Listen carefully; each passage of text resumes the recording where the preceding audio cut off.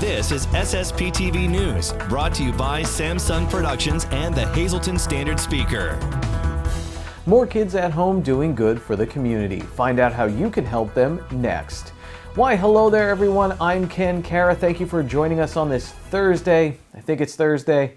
Yes, it's Thursday. I know that there's actually nothing on that paper. Let's get to your local information from SSPTV and the Hazleton Standard Speaker. Here's the latest COVID-19 case numbers from the State Department of Health. There was 1 new death reported in our 3-county area and 23 new cases.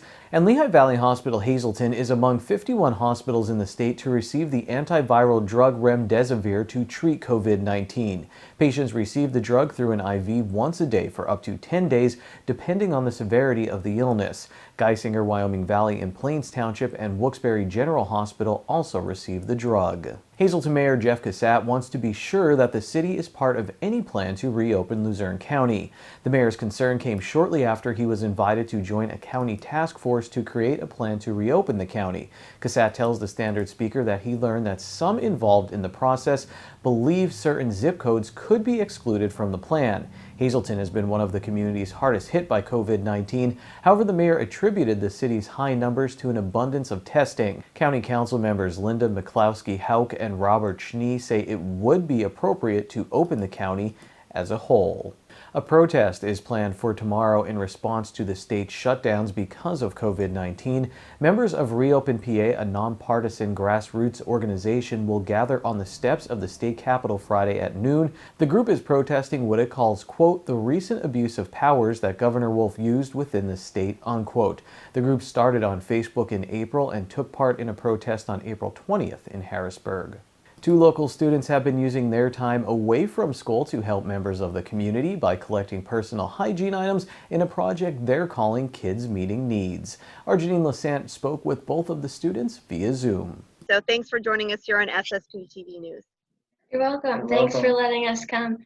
My name is Annika Hahn. I'm a senior at Marion Catholic High School. My name is Francisco Mendoza. I'm a senior at Crestwood High School. And you guys are doing a fundraiser to collect some essential items for those in need. So Annika, start us off on what you actually are doing, and then Francisco, tell us what you need from the community.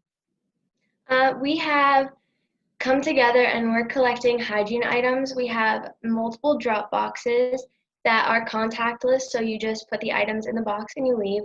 We pick them up once a day, and they're going to go to people in need. We have them at Vincenzo's Pizza, Vesuvio's Pizzeria, and they're both in Drumson Valley, with Fritzinger Town Senior Living Community, Bella Pizza or Pizza Bella in Mountaintop, and Gorn Insurance in Mountaintop. Yes. And Francisco, what are you looking for from the community? We're looking for just people to donate hygiene products like soap, shampoo, hand sanitizer, and more hygiene products like that, so we can just share it to senior homes and people in need. So you can share with people in need. So are you looking for just the donations from people at those drop-off points, which we'll put on the screen, or are you also looking at people who are actually in need of these items? We're actually looking for people who are in need of these items. Okay. And who do they contact if they are in need? They could contact Fritzinger Town at 570-788-4178, and then my mom's extension, which is 1103. Very good. It's Paula Hahn. I put you on the spot there, huh? Yeah. How did you guys come up with this idea?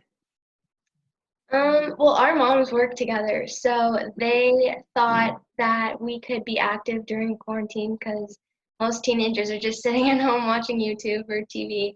So we came together and we had the idea of hygiene items because we saw lots of food donations going, and that's like a annual thing. People do that all the time. So we thought hygiene items was going to be different, something that kids like our age don't really do. So. And again, those items, Francisco, just repeat some of those items nice and loud for our audience to know.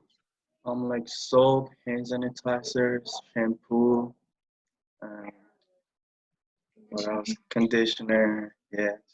More stuff like that. All the essentials, correct? Yeah.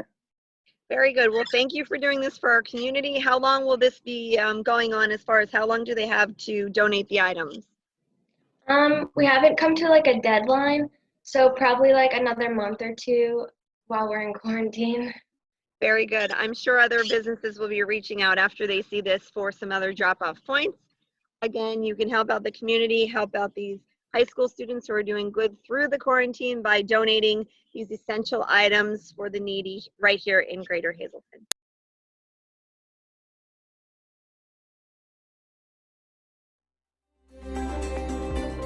The temperatures are heating up, but some rain is moving into the area. Here's our forecast from the National Weather Service. Tonight, showers likely, a 60% chance, mainly between 11 p.m. and midnight. Mostly cloudy, low of 55 degrees. Hazardous weather outlook for Friday afternoon and early evening, as we may see some thunderstorms, some hail, and some damaging winds. Friday, there's a 40% chance of precipitation, partly sunny with a high of 75. At night, 60% chance of precipitation, mostly cloudy with a low of 55. Saturday is partly sunny with a high of 68. At night, partly cloudy, low of 50 degrees. Sunday, a 40% chance of showers, mostly cloudy with a high of 61. 70% chance of showers on Sunday night, mostly cloudy skies with a low of 49. Monday, 70% chance of showers, cloudy with a high of 59. And Monday night, 60% chance of showers, mostly cloudy with a low of 49 degrees.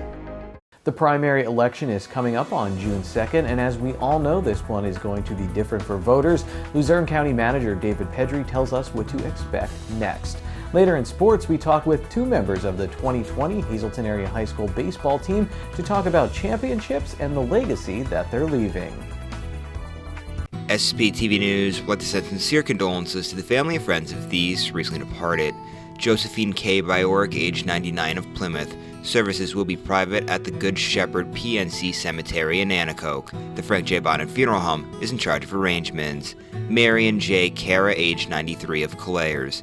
A graveside service will be held at Immaculate Conception Cemetery in McAdoo. The Damiano Funeral Home is in charge of arrangements. Robert L. Motel of Jacksonville, Florida, formerly of Hazleton, who passed away on March 25th. Local arrangements are under the direction of the Boyle Funeral Home. John O'Donnell, age 62 of Hazleton. Services will be private under the Frank J. Bonham Funeral Home. Mary Jean Pfaff, age 61 of Tannerville. Services will be private under the Boylock Funeral Home in Cresco. Jeannie A. Piskel, age 93 of Ellitsburg. A memorial mass will be held at St. Bernard's Catholic Church at a later date. Burial services will be held at the Indiantown Gap National Cemetery. The David Myers Funeral Home in Newport is in charge of arrangements.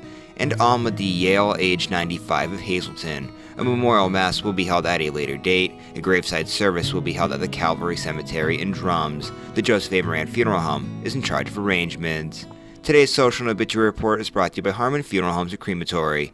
Call 570-788-0977 or go to harmonfuneral.com.